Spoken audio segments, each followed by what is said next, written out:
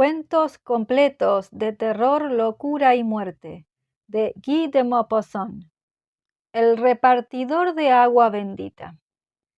Tiempo atrás vivía en una casita cerca de una carretera principal a la entrada de un pueblo. Se había hecho carretero después de haberse casado con la hija de un campesino de la región y como los dos trabajaron mucho, amasaron una pequeña fortuna, solo que no tenían hijos, cosa que los apenaba enormemente. Por fin les llegó uno. Lo llamaron John. Lo mimaban ambos apasionadamente, envolviéndolo con su amor, queriéndolo tanto que no podían estar una hora sin contemplarlo. Cuando tenía 5 años, unos saltimbanquis pasaron por el pueblo y montaron una barraca en la plaza del ayuntamiento. John, que los había visto, se escapó de la casa y su padre, tras haberlo buscado largo rato, lo encontró en medio de cabras sabias y perros volatineros, lanzando grandes carcajadas sobre las rodillas de un viejo payaso. 3 días después, a la hora de la comida, en el momento de sentarse a la mesa, el carretero y su mujer se dieron cuenta de que su hijo ya no estaba en casa. Lo buscaron en el jardín y como no lo encontraban, el padre gritó con todas sus fuerzas a la orilla de la carretera: ¡John! Se acercaba la noche. El horizonte se llenaba de un vapor oscuro que hacía retroceder los objetos a una lejanía sombría y pavorosa. Muy cerca de allí, 3 grandes abetos parecían llorar. No respondió ninguna voz, pero en el aire había algo así como unos gemidos indistintos. El padre escuchó largo rato, creyendo siempre oír algo, tan pronto a derecha como a izquierda, y enloquecido, se adentraba en la oscuridad, llamando sin cesar: «John, John». Corrió así hasta el alba, llenando las tinieblas con sus gritos y asustando a los animales que merodeaban, destrozado por una terrible angustia y creyendo enloquecer por momentos. Su mujer, sentada en la piedra de su puerta, sollozó hasta por la mañana. No se encontró a su hijo. Entonces envejecieron rápidamente, en medio de una tristeza inconsolable. Por último, vendieron su casa y partieron para buscarlo ellos mismos. Interrogaron a los pastores en las colinas, a los comerciantes que pasaban, a los campesinos en los pueblos y a las autoridades de las ciudades. Pero hacía mucho tiempo que su hijo se había perdido. Nadie sabía nada. Sin duda, hasta él mismo había olvidado ahora su nombre y el de su tierra. Y ellos lloraban, ya sin esperanza. Muy pronto se quedaron sin dinero.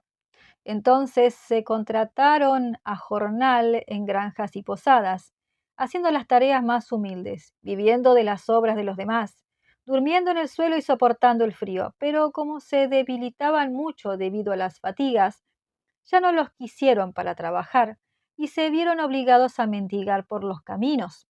Abordaban a los viajeros con cara triste y voz suplicante. Imploraban un trozo de pan de los segadores que comen alrededor de un árbol a mediodía en el llano, y comían en silencio, sentados al borde de las cunetas. Un posadero, al que le contaban un día su desgracia, les dijo: «También conocí a uno que había perdido a su hija. Fue en París donde la encontró». Inmediatamente se pusieron en marcha hacia París. Cuando entraron en la gran villa quedaron espantados por su enormidad y por las muchedumbres que pasaban. Comprendieron, sin embargo, que su hijo debía de estar en medio de todos aquellos hombres, pero no sabían cómo ingeniárselas para buscarlo. Temían además no reconocerlo porque entonces hacía ya 15 años que no lo habían visto. Inspeccionaron todas las plazas, todas las calles, se detuvieron en todas las aglomeraciones que veían, esperando un encuentro providencial, algún azar prodigioso, compasión del destino. Los domingos pasaban su jornada a la puerta de las iglesias, mirando entrar y salir a la multitud y buscando en los rostros algún parecido lejano. Varias veces creyeron reconocerlo, pero siempre se equivocaban. A la puerta de una de las iglesias a la que iban con más frecuencia había un viejo donante de agua bendita que se había hecho amigo suyo. Su historia también era muy triste y la conmiseración que sentían por él hizo nacer entre ellos una gran amistad. Terminaron viviendo los tres juntos en un tugurio miserable, en lo alto de una gran casa situada muy lejos junto al campo. Y a veces el carretero sustituía en la iglesia a su nuevo amigo cuando éste se encontraba enfermo. Llegó un invierno que fue durísimo.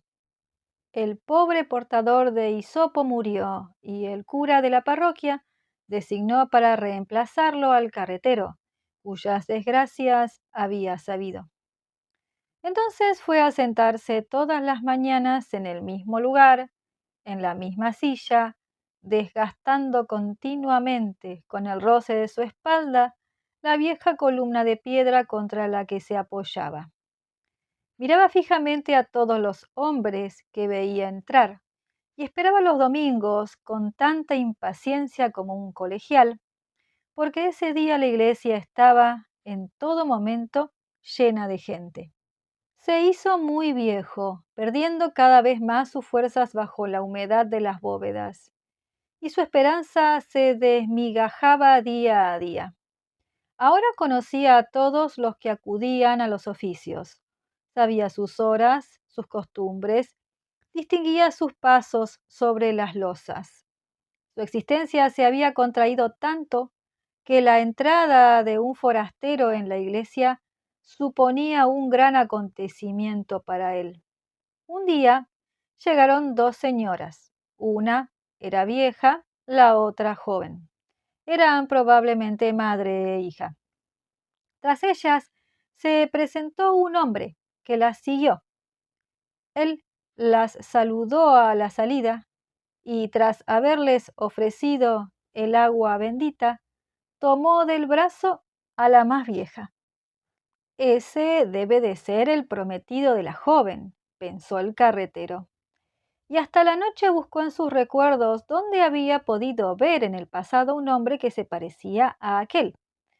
Pero aquel del que se acordaba debía de ser ahora viejo, porque le parecía haberlo conocido en su juventud. Aquel mismo hombre volvió a menudo acompañando a las dos señoras, y aquel parecido vago, lejano y familiar que no podía recuperar, importunaba tanto al viejo encargado de dar agua bendita, que se hizo acompañar de su mujer para que ayudase a su debilitada memoria. Una tarde, cuando la luz del día bajaba, entraron los tres forasteros. Luego, después de que hubieran pasado, dijo el marido: ¿Y qué?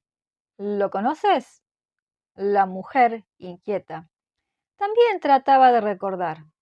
De pronto dijo en voz baja: Sí, sí, pero él es más moreno, más alto, más fuerte y va vestido como un señor.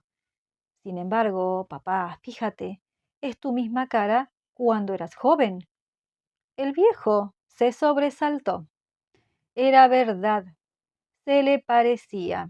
Y también se parecía a su hermano que estaba muerto y a su padre, al que había conocido todavía joven. Estaban tan emocionados que no encontraban nada que decir. Las tres personas bajaban, iban a salir. El hombre tocaba el hisopo con el dedo. Entonces el viejo, cuya mano temblaba tanto que provocaba una lluvia de agua bendita en el suelo, exclamó: ¿Jan? El hombre se detuvo, mirándolo. Él repitió más bajo, ¿Jan? El hombre se inclinó cerca, muy cerca de su cara, e iluminado por un recuerdo de infancia, respondió, ¿Papá Pierre? ¿Mamá Jean? Había olvidado todo, el apellido de su padre y el nombre de su tierra, pero seguía recordando esas dos palabras que tanto había repetido. Papá Pierre, mamá Jean. Cayó con el rostro en las rodillas del viejo y lloraba, y abrazaba uno tras otro a su padre y a su madre, a los que ahogaba una alegría desmesurada. Las dos damas también lloraban, comprendiendo que había ocurrido una gran dicha. Entonces todos se fueron a casa del joven y él les contó su historia. Los saltimbanquis lo habían raptado. Durante 3 años recorrió con ellos muchas regiones. Luego la compañía se había dispersado y un día una anciana dama, en un castillo, había dado dinero para quedarse con él porque le había parecido simpático. Como era inteligente, lo mandaron a la escuela, luego al colegio y la anciana dama, que no tenía hijos, le había dejado su fortuna. También él había buscado a sus padres, pero como solo se acordaba de aquellos dos nombres, Papá Pierre, Mamá Jean, no había podido encontrarlos. Ahora iba a casarse y presentó a su prometida, que era muy buena y muy hermosa. Después de que los dos ancianos hubieron contado a su vez sus penas y sus fatigas, volvieron a abrazarlo una vez más. Y esa noche velaron hasta muy tarde, sin atreverse a dormir por miedo a que la felicidad que los esquivaba desde hacía tanto tiempo los abandonara de nuevo durante su sueño. Pero ya habían gastado toda la tenacidad de la desgracia porque fueron felices hasta su muerte.